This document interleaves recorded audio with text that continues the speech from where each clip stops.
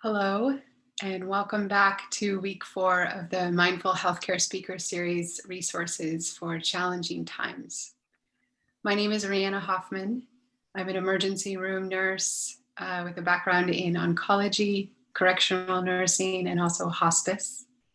2 months ago, I traveled here to New York City to assist with the COVID crisis that was unfolding, and I'm still here. And I'm so delighted to be your host today. In this speaker series, we've been hearing from mindfulness teachers and healthcare experts. We've got 16,000 of us joining from over 60 different countries, and we're hearing from people about how to work and navigate with everything that's happening and unfolding in our lives and also in the country at this time. So whether you're tuning in live or recorded, good morning, good afternoon, good evening. And we're just so glad that you're joining us and taking this time for all of us to be together. You can use your chat function down below to connect with everyone. If you want to let us know your medical specialty and where you're coming from, and then we get to have a feeling of who all is here with us today. Today we are joined by Frank Ostaseski. He is a renowned Buddhist teacher. He's been working for decades with people who are dying and with grief. He's one of the visionary co-founders of the Zen Hospice Project, and he's also the founder of the Metta Institute. He's lectured at Harvard Medical School. His work has been featured on the Oprah Winfrey Show. He's been honored by His Holiness, the Dalai Lama. He was also the 2018 recipient of the Humanities Award from the American Academy of Hospice and Palliative Medicine. He is also the author of the 5 invitations, Discovering What Death Can Teach Us About Living Fully. For me, I find that Frank has this remarkable ability to speak to the raw heart of a situation. And he does it in a loving way, yet is also direct and has this potential for real transformation. Thank you so much, Frank, for joining us again for this second year. We're so happy to have you here. Thank you. I'm really happy to be with you, and I hope that our time together can be of some small support to the clinicians that are tuning in. Yeah. Rihanna, I want to start by thanking you for your choice to come to New York to work in caring for people affected by the COVID epidemic. Thank you for doing that. Honestly, it has been a gift and an honor, and in some ways an honor of my career to be here, and I feel very grateful. I wanted to start today, Frank, by talking about grief. Throughout this series, we've been exploring how mindfulness can support healthcare professionals. One of the things that I've noticed in the last month is just how much everything that is culminating right now has been affecting my colleagues and myself. Certainly at the height of the pandemic, there was this well of experience and adrenaline. And now as the crisis has started to dissipate and that adrenaline has come down, it feels like there's room for all of these things to start to come to the surface that in some ways there wasn't room for before, because there was just this ongoing movement of energy that we all just had to deal with and keep going. And now it feels like, and even then too, it feels like some days it's just hard to get our basic needs met. How do we just get up in the morning and go about our day? For me, at the height of the pandemic, I worked in a 25-bed ER, and we were seeing 60 to 70 patients. And the week before I got there, at the height of that ER, there were 97 patients in that emergency department. Half of them were on ventilators. One of my colleagues told me a story once that they almost had to intubate somebody on the floor of the emergency department because there just wasn't room to serve that person. And it feels like it's experiences like these that just kept coming and kept coming for 2 months. And now there's this gap or this space for some of us, where other things can start to come to the surface and we can reflect on everything that's just happened to us. And for some of us, those things are continuing to happen with the crisis, depending on where we are in the world and in the country. And I also recognize that it's not just us as frontline workers who are experiencing this kind of situation.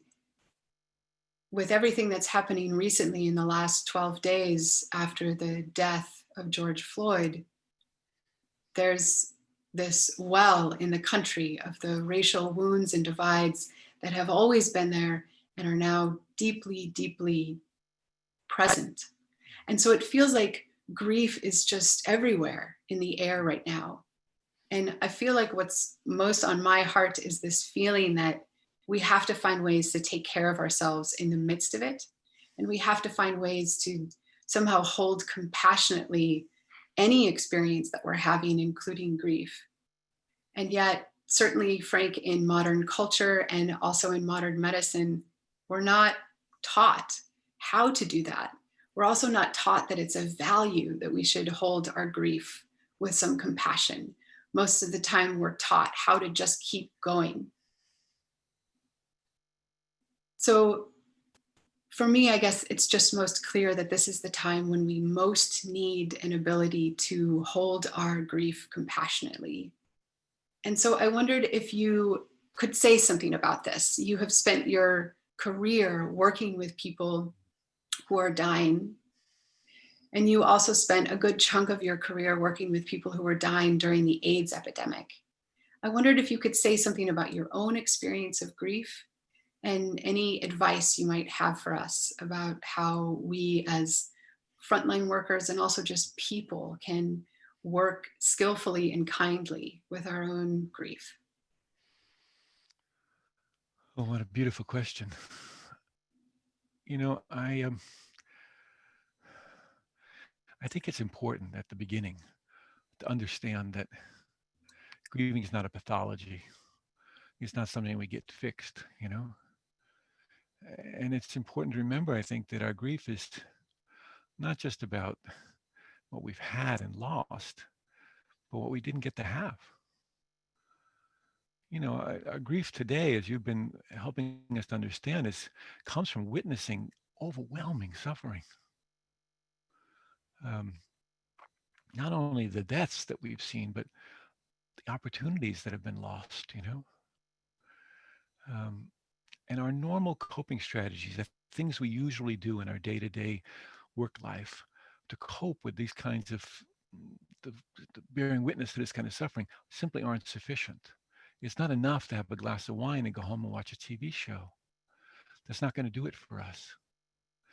And if we don't have some means of regulating our physical and emotional and psychological reactivity, um, then our misguided efforts are likely to do more harm than good on the next person, you know?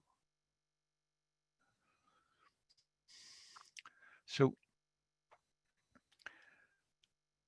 clinicians aren't just experiencing loss, um, that they witness families' losses, et cetera.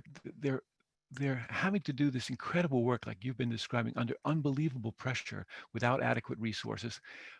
And they have to do a kind of dual role. They have to not only be an excellent, you know, clinician, but oftentimes now, these days especially, they have to be a stand-in for a family member. They're the ones that are with someone in their most vulnerable moments, sometimes in their dying moments. And that's really pronounced now.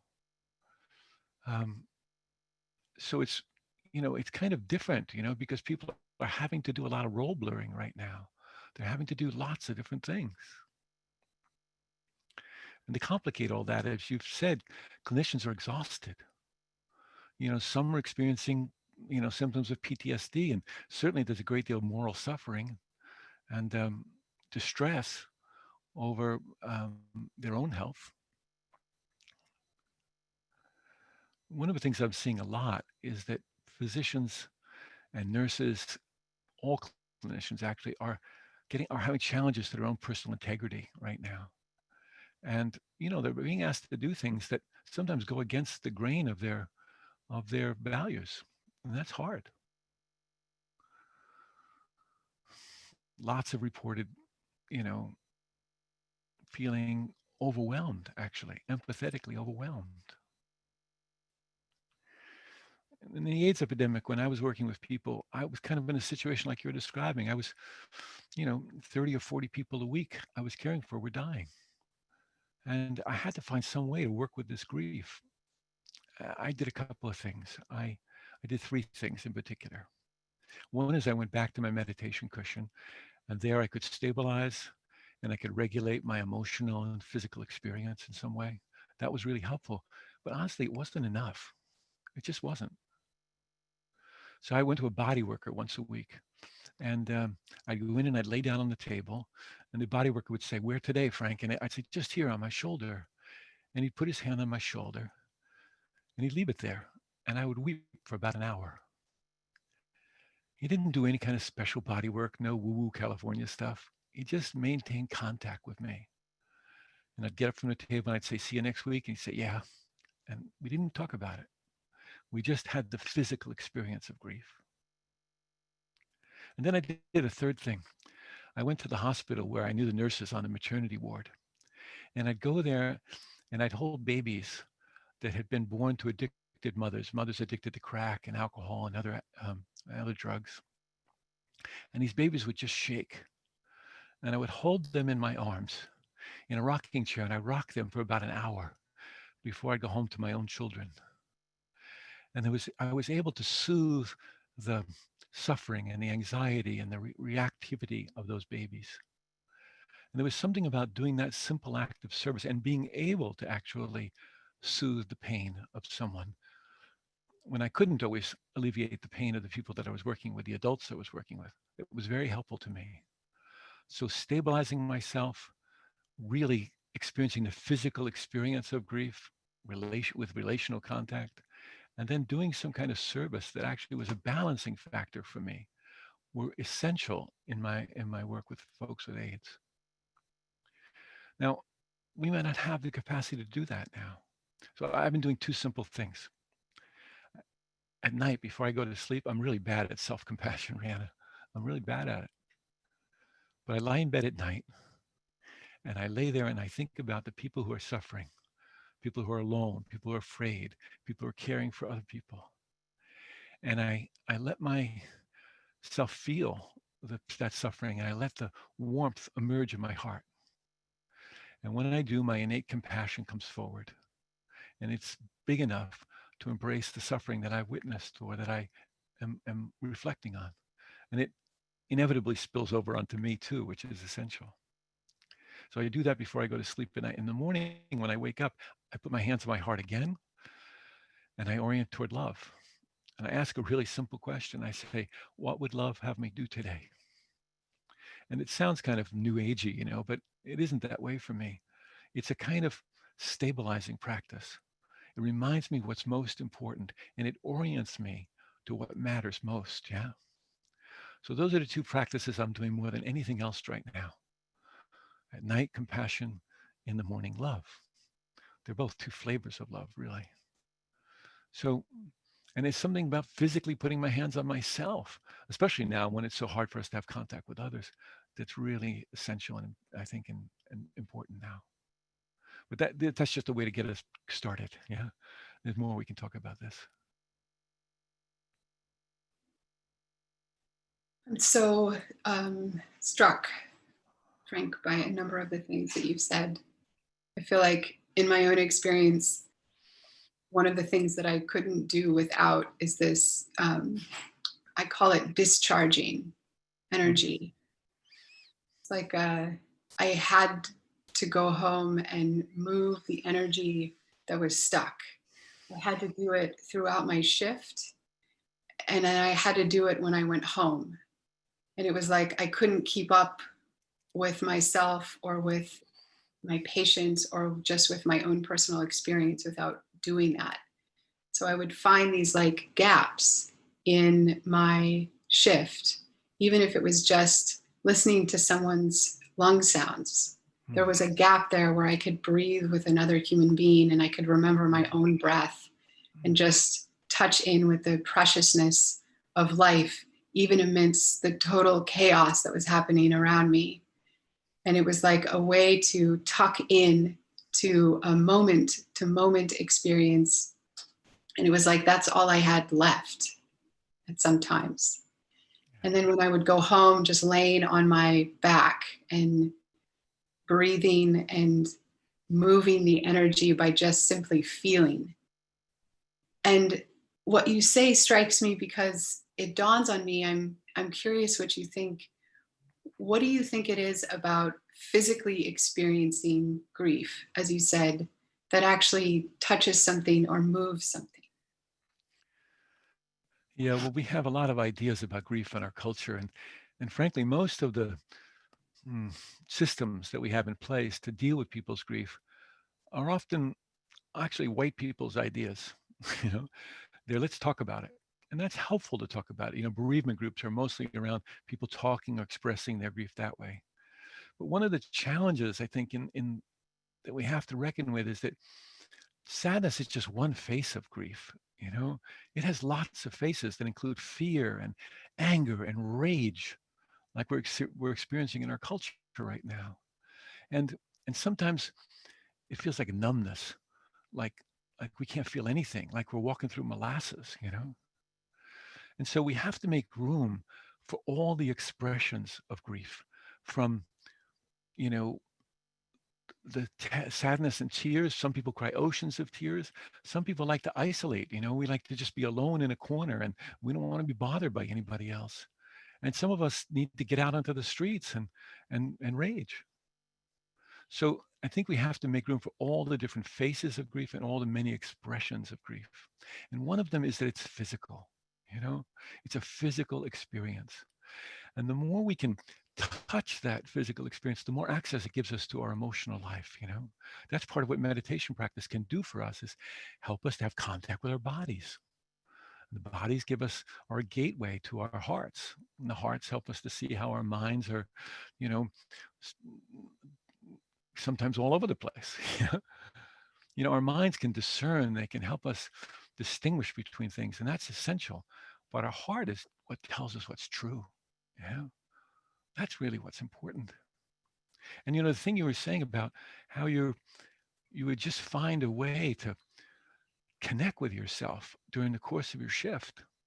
You know, one of the things one of the things that happens is a natural response to suffering is compassion, right? It emerges. We want to help, we want to relieve someone's suffering. That's the natural response. And so we do things, hopefully skillful things. But another thing that happens is that we get caught in personal distress. We get so merged with the suffering that we're seeing because we haven't metabolized our own suffering, that we get caught in personal distress and we start doing something to the other person, to the patient in this case, to alleviate our personal distress. That's not compassionate action. That's self-centered activity. Compassion is externally focused. Yeah. When we're trying to relieve personal distress, it's internally focused. Yeah. So it's not only for our benefit that we metabolize our losses, it's for the benefit of the people that we care for. Do you see? Yeah. Yeah, We thank have you. to do it. We have to do it for ourselves and we have to do it for them. This is an experience that we have to metabolize, and we metabolize it physically. And sometimes we metabolize it by sitting still, and sometimes we metabolize it by running or, you know, dancing in our living rooms. You know, there's all kinds of ways that we can work with it. There's no one right way to grieve. It's just our way.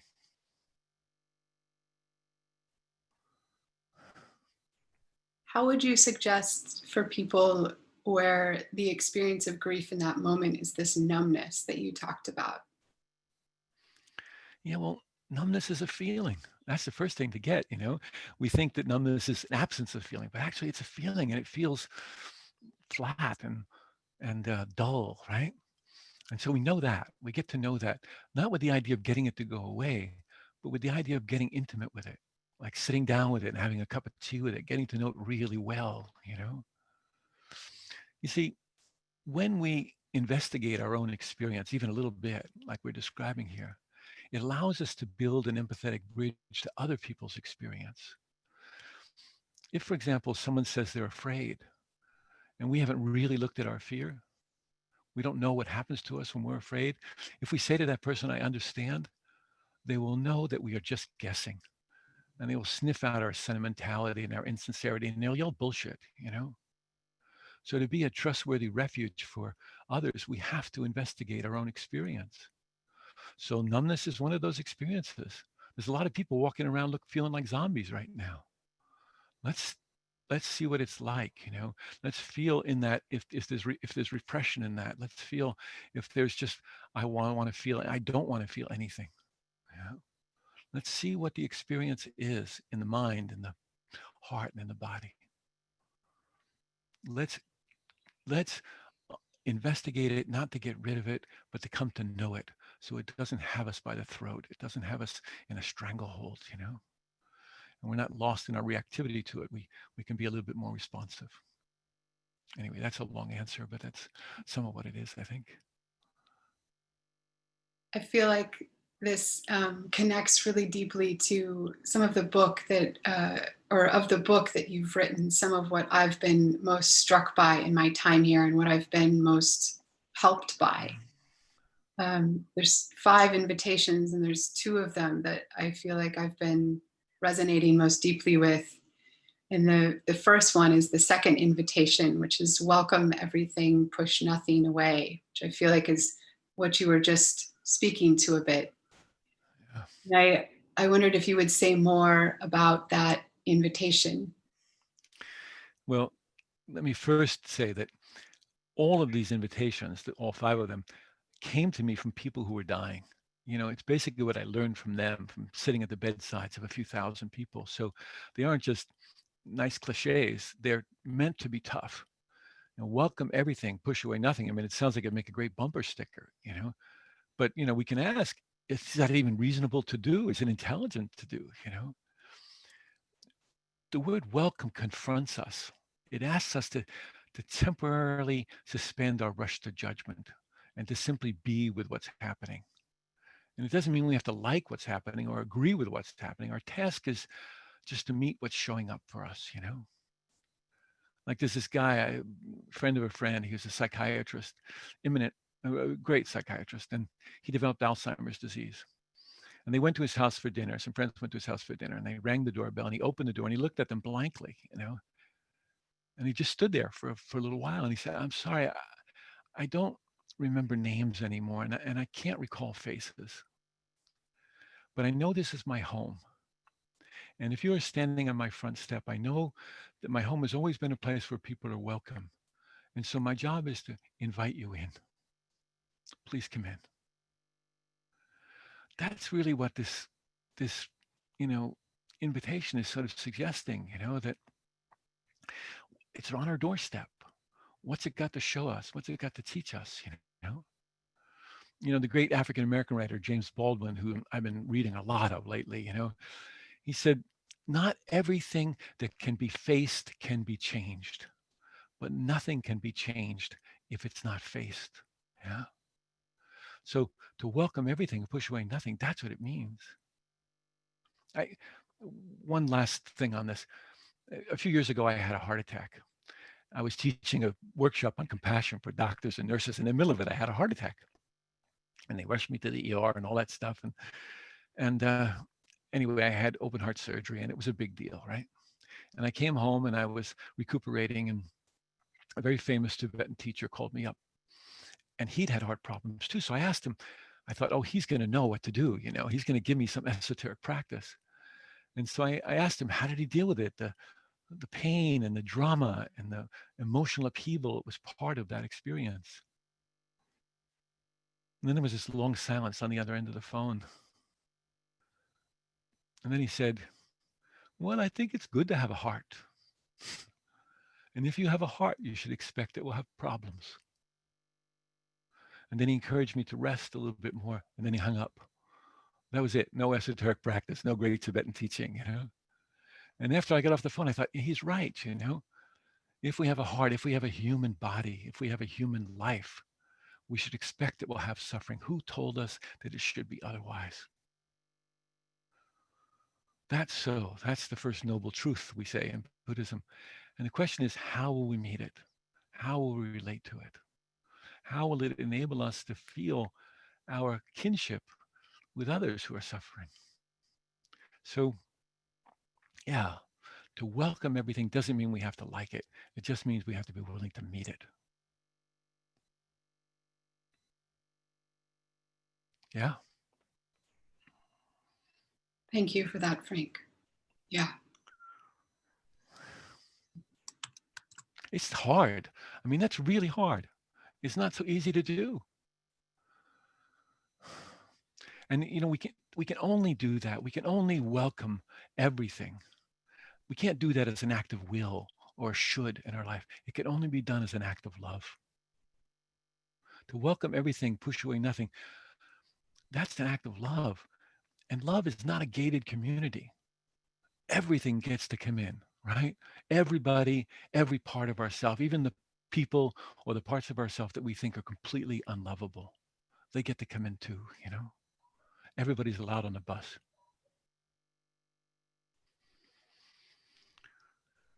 That's my 2 cents.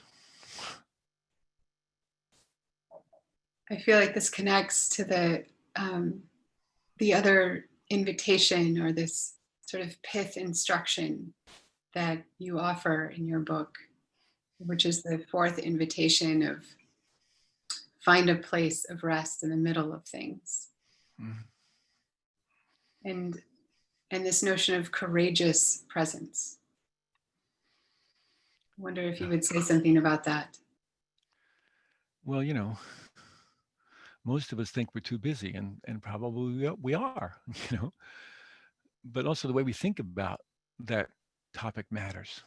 When I was a kid in the third grade, I used to look at that big school clock, and it seemed to go around for it. It took forever to get around, and summer vacations just seemed to go by in a flash.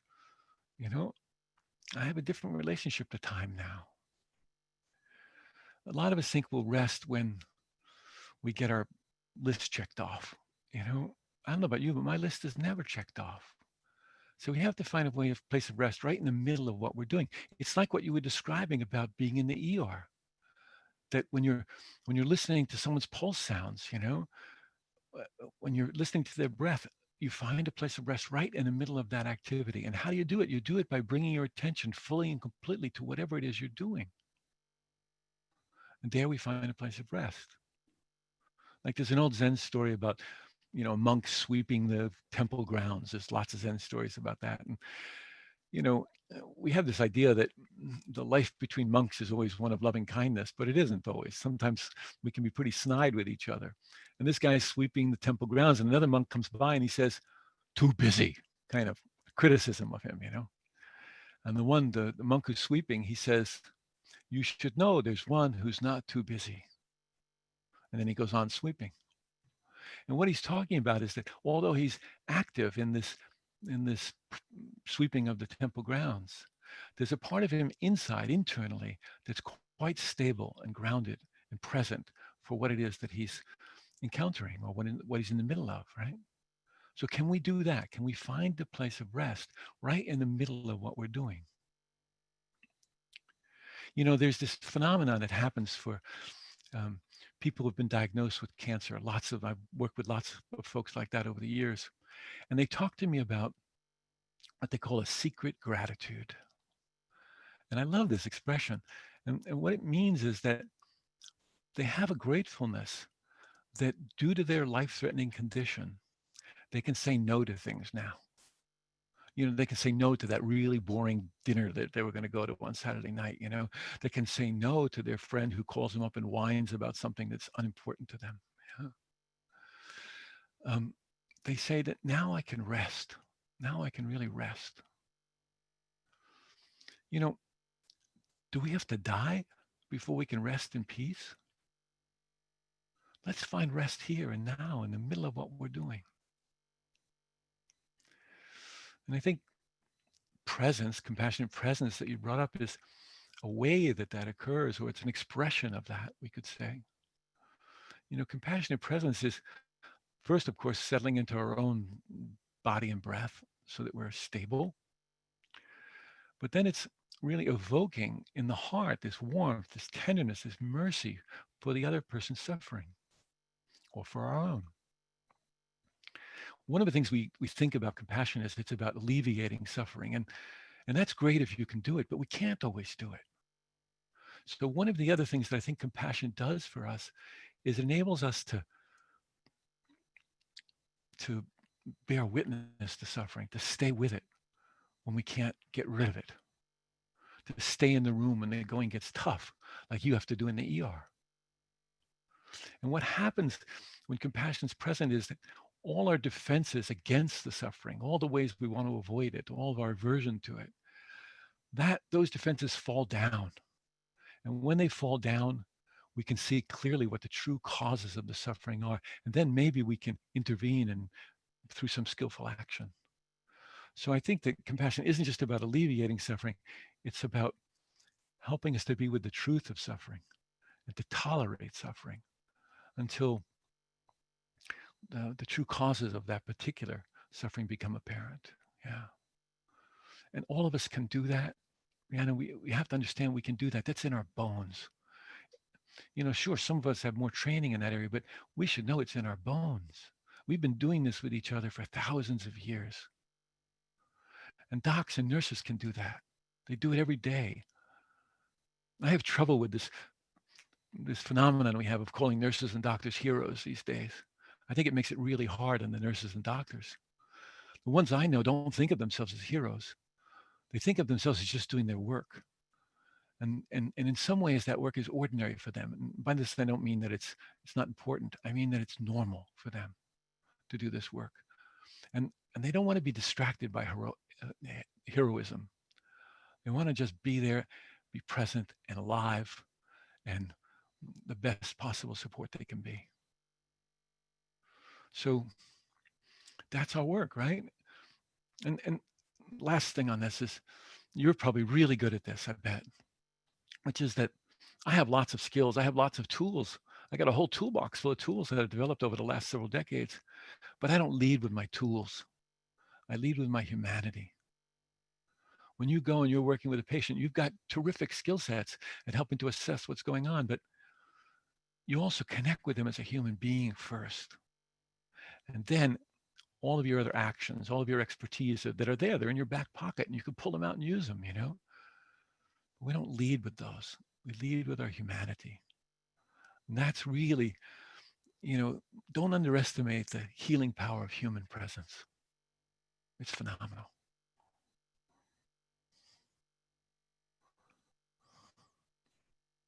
I feel like hearing these words from you and having this conversation is like drinking water. And I can feel in my own body and just sitting here how much I've been just moving for months. Yeah. And that somehow even with my background in meditation or my longing to connect with my own body and the things that I know that I can have access to in the middle of a shift in order to process things as they come, kind of thing. There's something just unique and profound about hearing these things from you right now and receiving them and feeling their truth in my own experience. And I just want to say right now to say thank you for being here and for offering this kind of settled, deeply embodied wisdom for all of us who have just been running for months and are perhaps tired or haven't seen our families and our friends. Some of us might be questioning our path in healthcare and are just exhausted. So thank you. Oh, but Rihanna, I'm just telling you what you already know. I'm doing that to thousands of people who are listening and watching too. You know how to do this, Your heart is a trustworthy, reliable refuge. You can count on it. It's not going to abandon you. And here I'm not just speaking about your emotional heart. I'm talking about your essential heart, your spiritual heart, if you will. You know this. we've been doing this with each other for thousands of years, and I'm just reminding you, really, of what you already know. And now the work is knowing it. Ah, how can we put it to work? How can we use it? Yeah. I wonder if you would, in light of that, this recognition that this kind of uh, wisdom doesn't come from outside of us, but actually comes from within us. That it's something innate that we have this capacity to connect with. Would you be willing to lead us in a practice, some kind of guided process that would help us connect exactly with that? Sure, I can try. So wherever we are, whatever position we're in, let's just try and be still for a moment. If we're laying down, it's fine. If we're sitting up in a chair, fine. Well, let's just, for a moment, maybe take a few intentional breaths into this body, this one that's been moving so fast. Breathe deep into the belly. And let's forget everything we ever learned about meditation for a while.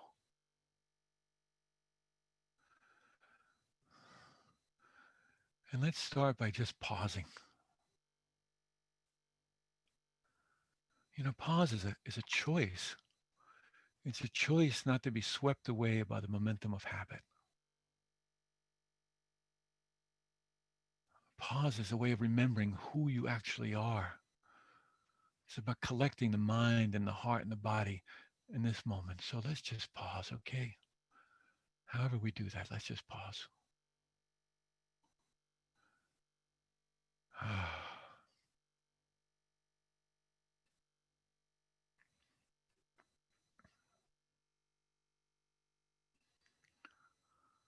And then as best we can, relax. Relaxation isn't the goal of meditation, but mindfulness emerges much more easily in a relaxed mind, in a relaxed heart, in a relaxed body.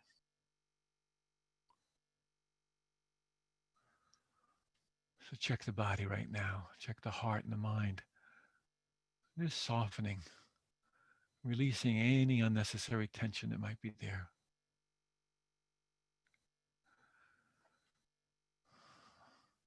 And just see how little effort's required to hear the sound of my voice.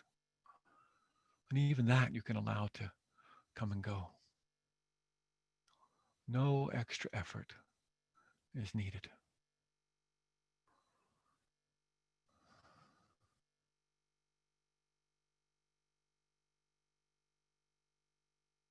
And now as best we can, let's open.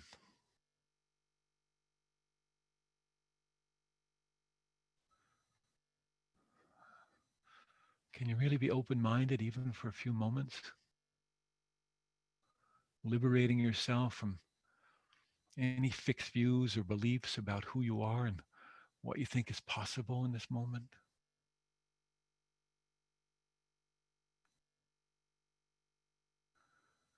A characteristic of an open mind is a kind of spaciousness, right? Activated by interest,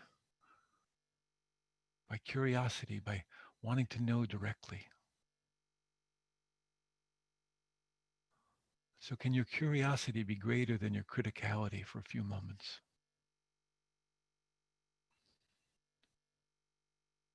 So again and again, pause and relax. And open.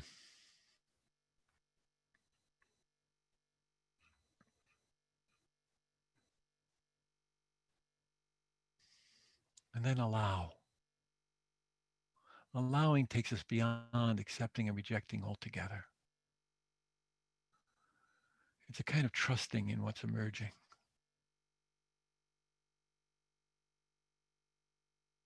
It reminds us to release ourselves from the whole idea of comparison, of preference, of for and against, of hope and fear. It's a resting place. resting and allowing, welcoming everything, pushing away nothing.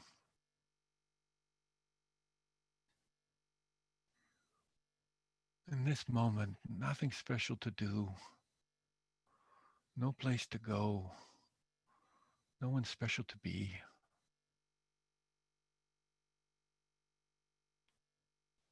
So please, again and again, pause.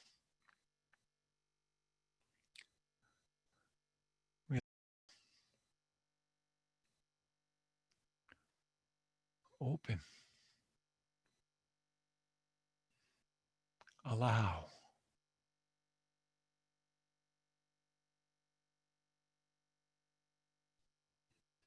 And now one last thing. Become intimate.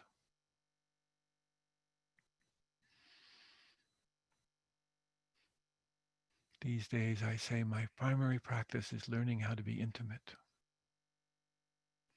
It's a kind of communion with your experience, with the immediacy of your experience, nothing between the awareness and the object.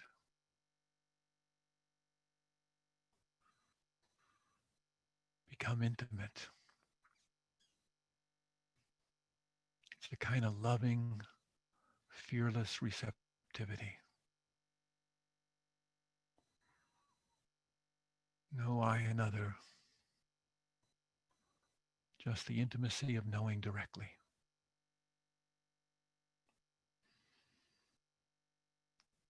So again and again, pause, relax.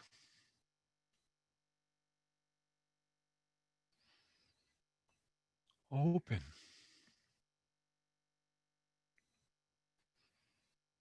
Allow.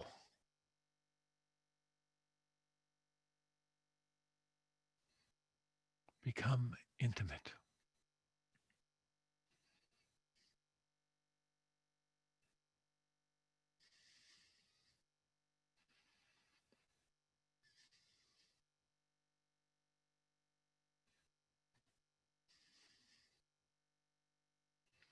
Pause. Relax. Open. Allow. Become intimate.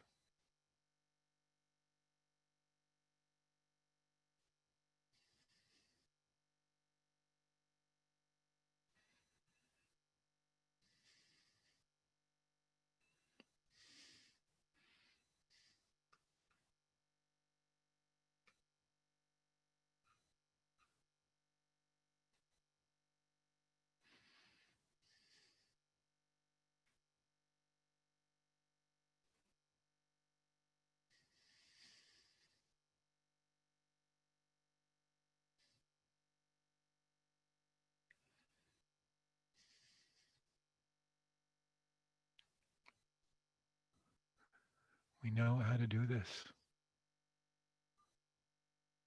Let's be tender with ourselves.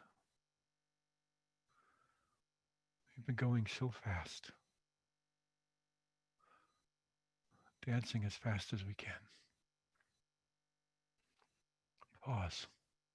Just pause. Relax.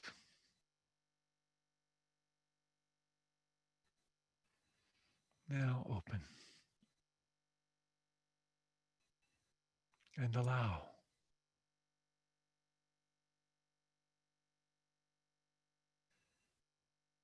And become intimate.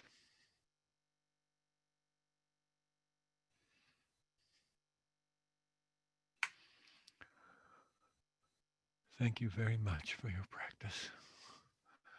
May it serve you and those you serve. Thank you so much, Frank. I have one more question for you. Oh, I Before hope I have another answer. Yeah. Before I ask it, I want to let everybody know that in about 5 or 7 minutes, we'll take a couple of live video questions from those of you who are joining us on Zoom. So if you'd like to ask Frank a question live and you know that you'll be available for the rest of the call, please write your question in the Q&A function at the bottom of your screen. And at the beginning of the question, write live so that we know that you have a functioning microphone and camera. And then write your name, where you're from, your medical specialty, and finally your question. If we choose your question, in about 5 minutes, you'll hear me call your name, and then you'll be brought on live. So please be ready. A window will pop up asking you to enable your camera and your microphone. So click yes, and then you'll be on live with Frank and myself. So in the next few minutes, please, over the next few minutes, write your questions. And then if we choose you, then you'll see that window pop up asking you to enable your microphone and your camera. Okay. So Frank, my final question for you is, I really feel like the body of your life's work and your being and the invitations that you speak of, they offer this incredible pathway of healing. They highlight our own internal wisdom, as you've said, and the capacities that we already have available to us. And yet having them described gives us something to sort of have traction with, or a skeleton on which we can sort of hang things as we find our way to our own internal wisdom. And for me, there's something amidst these very practical tools that you offer, there's something outrageous about your teachings that not only in the middle of tragedy and just unbelievable things that are happening in the world right now and that have been happening this entire year, in the midst of all of this crisis and pain, that there's some way we can open to the sacredness of life, and yet doing that somehow without bypassing the tragedy of the tragedy. And yet right in the middle of the pain and challenge and just the impossible situations that are unfolding right now, you talk about death as a secret teacher hiding in plain sight. And the willingness to gradually live deeper into the dimensions of what it means to be human. And I wondered if you could just say something briefly about how we can reconcile or work with and feel into all of these things that sometimes feel like polar opposites, where there's somehow sacredness, and then there's also this real pain that's unfolding. Oh boy, you left a big question for last. You know, all I want to do is be a good human. And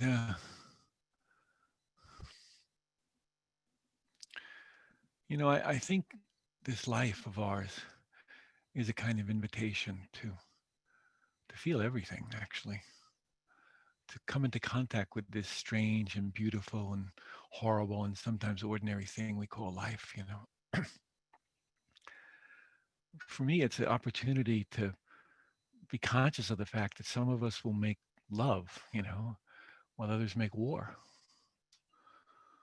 There'll be, people who protest peacefully, and there'll be others who beat them on the head. And for me, I have a granddaughter who's 4 years old, and for me, it's to really recognize that there are mothers like my daughter-in-law who kisses a bright future into her child's cheeks every day, my granddaughter's cheeks every day. And to recognize that there are babies like my friend Carolyn, whose mother left her in a dumpster,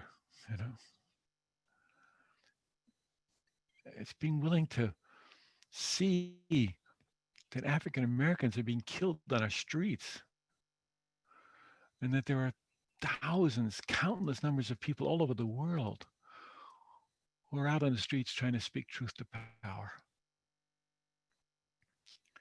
It's to embrace the night screams of children in refugee camps and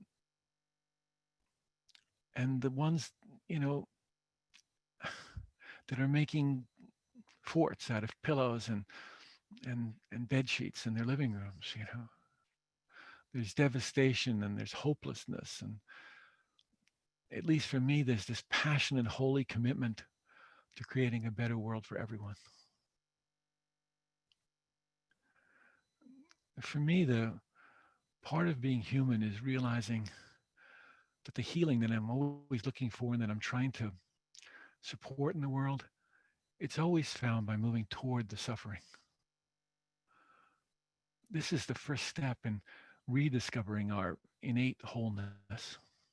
You know, I had some strokes a few months ago, really serious strokes, you know, and I've been working with doctors and they've been talking a lot about recovery. And I don't know if I'm going to recover. So what I'm focused on is being with what's here and discovering what I can learn from it. Now, I don't know if my brain's functions will come back, but I think if I live that path with some integrity and walk it with love, you know, I'll be amazed at what I discover along the way, even if my brain doesn't recover. So I'm much more focused on discovery than I am on recovery. So, in answer to your question, it is, you know, it's our work to be fully human. And it isn't to transcend our humanity, it's to live more deeply into it and to feel it, to allow that to enable us to connect with each other, you know, to feel the reality that we're tangled up in each other's lives. And we're all part of a single fabric, um, you know, comprised of a tremendous amount of diversity. So I don't know, maybe that's just words, but it really helps me to know I'm not in this alone and that my humanity is worthy of my investigation. Let's get to some questions from other people. I really want to hear from the folks who are on the call. Wonderful. Thank you, Frank. Yeah. So our first question is going to be from Stephen Sondheim, who is in Chicago, music counselor. He might sing to us.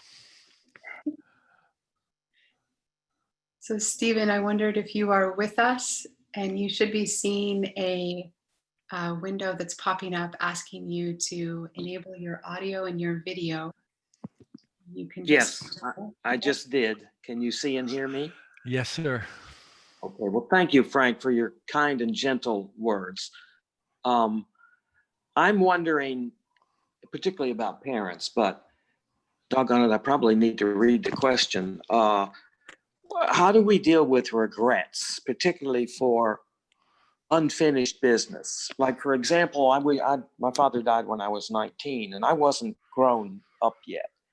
And I wish I'd known him as an adult to peer for advice, for getting to know him, asking a lot of questions. And you know, there's always unfinished business that you wish you could deal with. So that's my question. Yeah, it's a good one. And Stephen, my parents also died when I was young, when I was a teenager, both of them, you know. And so there's a lot I wish I could ask them now. But here's the thing, you know, regret is a face of grief. You know, it's one of the many faces of grief, you know, this whole constellation of experiences. And I think it's worth our attention. Yeah. I mean, my mom died more than 50 years ago now, Stephen. And she and I are still working stuff out, you know. And so I talk to her pretty regularly, you know, not in any woo way, you know, but you know, I talk to her regularly. I have her picture up on my altar and I ask her things, you know, and sometimes I even hear an answer and it's not like a ghost talking to me, but it's, you know, my memory of her talking to me or her wisdom that somehow got implanted in me that I didn't know, you know. So one of the things that worries me about regret is that we use it to beat ourselves up. You know, it's not very helpful. When I do something wrong in my life, I want to feel remorse, which is different than regret. I want to feel the sadness. I want to feel the pain that I may have caused or harm that I may have caused, because I don't want to do it again. I don't want to create that harm again, you know? Regret is the way you miss. Is it your father you were speaking about? It's the way you miss him. Yes. Yeah, so it's the way you miss him. You know, that's how it is. It's the way you miss him. And and you say it out loud to him, you know, just say, you know, I really wished I would have had a Yeah. chance to do this. And I'm going to listen real quietly now and see if maybe we can have this conversation now. And I think you'd be surprised at what might emerge from your own heart. See grief. Yes. Thank you very much. Yeah. I mean, grief is a way we love the people that we've lost. And regret is one face to grief. I don't know. That's my 2 cents, Stephen. Thank you. Thank you. You're welcome.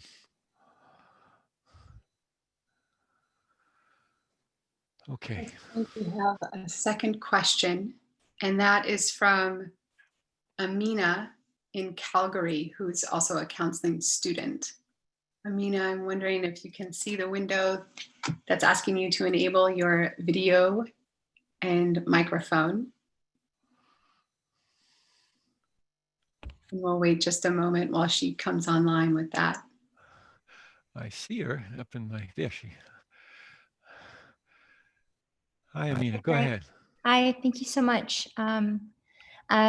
My question to you, well, first of all, I really appreciate your time and your wisdom and all the insights, and the series itself. It's adding a lot of value for us, especially during such times. We actually met at the Calgary Public Library, and I chatted with you, and that's when I was just entering palliative care, if you recall. Yeah, I do now. No, nice to see you again. Oh boy, thank you for nice reminding me. I wouldn't have remembered. Yeah. Nice to see you. What an honor. And it was a wonderful presentation. One of the best PowerPoint presentations, and the entire experience was so powerful. My question to you today is regarding grief and loss during such times. We've currently lost our grandmother, and the experience of grief itself, it's very different when one is helping others and when one is experiencing it. And so I'm just wondering, is it okay? Something I'm feeling challenged by is, so grief is sort of like a cycle. And when I'm not experiencing grief, I'm wondering if it's okay to engage in the happier or other moments in life. Okay, got it. I feel kind of guilty about that. Yeah. I mean, sometimes when grief, when a death first occurs, right, it like takes our breath away. It's like we've been punched in the belly, and there's this visceral experience of grief, and often there's shock and disbelief, and then there's all the experience of whatever shape it takes, tears or anger. And when we're not feeling that, sometimes we feel a little guilty that, like, maybe we're not grieving right, or we're forgetting about the person that's really important to us, But you can't. It's not something you have to do 24/7. There's that initial shock of grief, and then there's this long. It's like of loss, right? And then there's this long period of losing, where you don't. Loss just doesn't happen once. I mean, it happens 1,000 times. So, like when you go to do something that, reminds you of your grandma, maybe it's eating something that she liked, that she made for you, you lose her again, right? You don't just lose her once, you lose her again. And so it's this ongoing experience, and so you don't have to worry about it. It's going to come back around again, but in the meantime, you also have to be able to start to include this loss in your life. So there's loss, there's losing, and there's loosening. Loosening is when the stranglehold of grief doesn't have such a tight grip on you, and you begin to integrate, or, this loss, you carry your grandma with you in your heart, and you bring it with you wherever you go, including, doing the playful things in your life that bring you joy and delight. It isn't always heavy. It doesn't have to be heavy. So there's loss, there's losing, this long period of losing, which can go on for years. And there's loosening. Loosening is the untying of that knot, that really tight knot of the initial loss. I don't know your grandma, but I would bet she'd love to see you happy. Mhm. So give yourself a break, dance more, laugh a lot, and say thank you, Grandma. Okay. Okay. Okay. Boy, good to see you again, Amina. See you. Okay, Rihanna. I want to try and get to as many people as we can. Wonderful. So Frank, we do have a third question if you feel like you have time for it. Yeah, sure. If we have time, I'm here. I only came to serve. Wonderful. Wonderful. Thank you. So we have Barbara Gruner from Friendswood, Texas. And she will come online just now. And then I wanted to mention, for those of you who don't get to ask a question of Frank, he does have a bio below if you're on YouTube seeing this recorded. And he also has his information below during this Zoom call. So Barbara, it looks like you're online with us. Thank you so much for being here. Hello, thank you for having me. And thank you, Frank, for your wisdom and care in talking us through grief today. I was curious about the 6th stage of grief. That's the find meaning. That's just, I guess, recently coming to add on to Kubler-Ross's work. And how do we find meaning? And yeah, through all of this, not only just the COVID stuff, the grief and loss of people and things in our lives, rituals and routines, but I think also with all of the loss with our racial tensions and anxieties, like how are we, I guess, can you help us to, yeah. How do we seize the meaning to make that all worth it? Yeah, well, this 6th step that you're talking about was added by David Kessler. I'm actually on a Facebook Live call with him tomorrow morning. I don't know, around 11 o'clock California time. But so David added that 6th step to Elizabeth's final 5 first stages. And, Elizabeth never meant those things as a linear process. And Circular, right? Well, yeah, or just that these things sort of explode onto the surface of our awareness at different times. Sometimes we're just full of anger, and sometimes denial is the only thing we got. And it's not like they go step by step. But anyhow, coming back to meaning, I don't want to speak for David, but for me, I would say that meaning is something that changes all the time, at least in my life, Barbara. It comes about, it emerges out of a certain set of conditions, which include our ability to understand them at a particular level in a given moment. And then later, when conditions change, meaning might change also. So it's not like there's a single meaning and then we stick with that for the rest of our lives. It keeps emerging in a way. So meaning is how we make sense of things in a certain way. And sometimes being able to make sense of something gives us some stability. It gives us some capacity to work with the difficulty and the uncertainty of our lives. And right now, we're all facing a tremendous amount of fear and uncertainty, whether that's in relation to the COVID violence, to the incredible horror that we're seeing in the streets of our country, to the questions we have about the leadership of our country. So think about meaning as a temporary experience that comes about, that emerges from the conditions of your life. And just now, as you are able to just understand more meaning now than you were as a teenager, Barbara, right? Because then you didn't understand as much as you know now, right? So, your wisdom is growing. Your realization is growing. You're realizing more and more every single day. And so there's much more you can bring to the table, so to speak, much more you can bring to that experience that you weren't able to bring at another time in your life. Yeah. And if you keep paying attention, if you keep doing the work that Rihanna's been talking about, we've been talking about, I think that that meaning will keep developing, growing, and the attention to your wise heart is the way in which that will continue to blossom. Yeah. Thank So you. Thank you. yeah. So don't think of it as a static thing. Think of it as an ever evolving experience.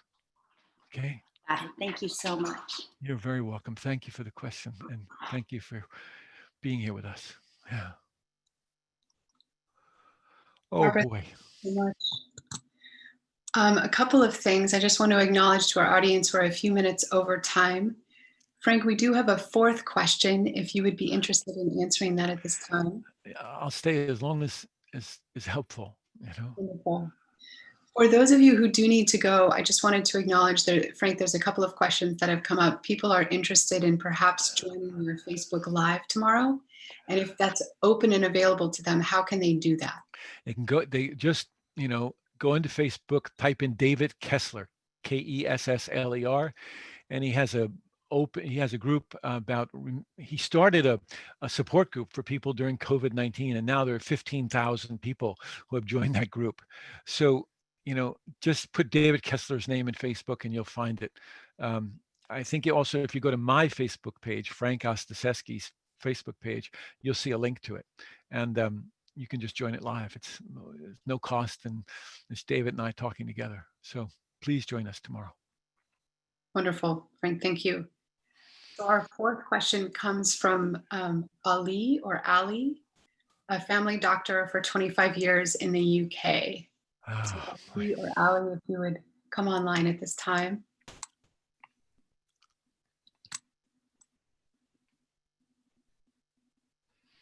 Can't see Ali yet. I think they're on their way. Okay. Sometimes it takes a moment. Thank you. There. Now I see Ali. Hello there. Hi, Hello. Ali.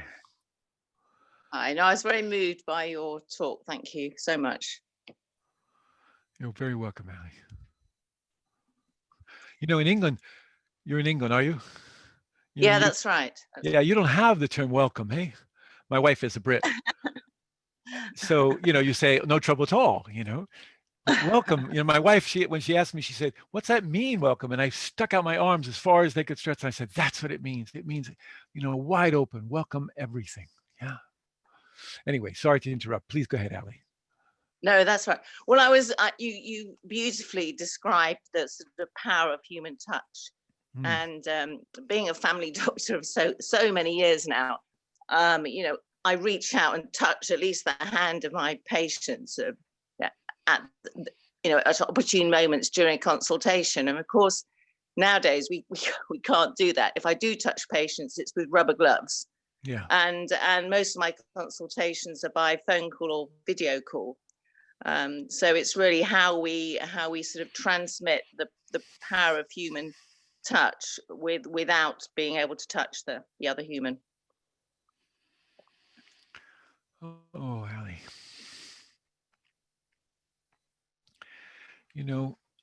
When you've probably been into a lot of rooms where people were dying, I bet, in the course of your career. And when you walk into that room, you touch them long before you ever make physical contact, right? You touch them as your eyes scan the room to see what's in the room and, get a sense of that person, the pictures that are on the mantelpiece or on the bookshelf, right? You touch them with the sound of your voice, the way you modulate it. It can be rough and gruff, or it can be tender and welcoming, right? You touch them by the way you listen to them long before you ever make physical touch. Yeah, all of those things give you information and also give the patient that you're serving a sense of contact with you. Yeah, we were speaking earlier about the healing power of human presence.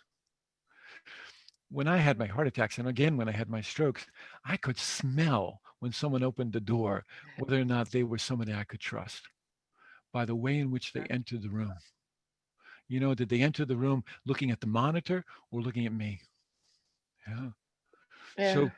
So you know how to do that, Allie. I bet you know how to do that. Maybe you didn't come in your training as a doc, but you've learned it over the years, I'm sure. And so when you come in and you sit down and you're there and you're grounded, even if you can't make physical contact with them, they're going to feel your presence. Yeah. Mm. And when you listen generously to them without agenda, without, you know, without interruption, you know, Yeah. it's another way you touch them. And so use all your senses, all of them, Mhm. you know, and what it does is it invites the patient to use theirs too, you know, and you don't Yeah. have to say it. Let's try this. I mean, you might, but just do it, you know, and see what the Yeah. effect is. Yeah. Mhm. You know how to do this, Allie. You've been doing this for a long time. Yeah. Yeah. Yeah. But I think it was just such the powerful way of you Yeah, saying it that you is. It lay is. there and that the therapist just put his hand on your shoulder. I agree. And you know, when we're working with someone with severe dementia or Alzheimer's, for example, you know, our normal way of communicating with people, we can't use that. You know, we can't use our words necessarily in the same way. And it's confusing for us. We get discombobulated. Those of us who are with somebody who's Yeah. confused, we get confused. And so we have to find some other way in. Yeah. And it's like that now. You have to find some other way in. And I'm looking at your eyes right now, Allie, and they're quite expressive. And I have a feeling if you brought those warm eyes to the bedside, it'd be just as powerful. They would feel the relationship with you, and they would feel that as contact. And it might not be the same as it is when you can put your hands literally on them, but they'll get that you're present. They'll get that you're there. Thank you. Yeah. Thank you for what you do.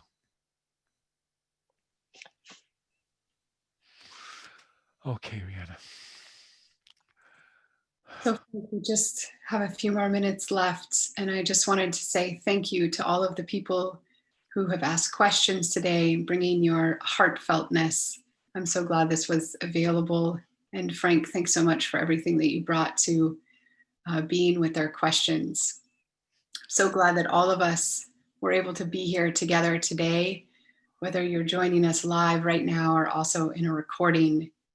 It feels wonderful for all of us to be able to join together right now. Frank, I'm wondering just in the last few moments if there are any final words that you'd like to leave us with. Oh boy. You know, the poet asks, what will you do with this one precious life you've been given? Yeah. And so I think the thing I want to remind us of is that when we come in contact with the precariousness of this life, it also puts us in contact with how precious it is. Then we don't want to waste a moment. Then we want to live our life with integrity and responsibility. And so right now, on every front, we are being reminded of that precariousness. And it can either scare the hell out of us or it can inspire us to really come to appreciate how precious this human life is that we've been given, and to care for it with everything we got, and to love just as hard as we can love. Yeah, that seems most important to me. Thank you. Thank you to everyone who listened. Your listening is equally important as your speaking. When we listen devoutly to each other, we draw the truth out of each other. And so thank you for listening as well. I want to remind everyone in the wake of this talk, we'll be back again next week, Wednesday, June 17th at noon Eastern Standard Time with Dr. Richard Davidson. He'll be sharing his incredible work about well-being and resilience and offering us some practical advice about how we can continue to find strength at this time and for the long term. Do please continue to leave comments in the section as we wrap up here. Please share this series with your colleagues, with your hospitals, with your facilities and schools. There should be a share button just below. And then as a reminder, after each session, recordings will be freely available on the series homepage if you're not able to make it live. Again, my warmest greetings and well wishes for everyone. And just again, thank you so much for joining us. This series is dedicated to all of us to find a place of refuge and solace where we can all be together at this time and share and find a sense of community and communication together. So please be safe with your loved ones and with each other. Be well, and we really look forward to seeing you again next week. And Frank, thank you again.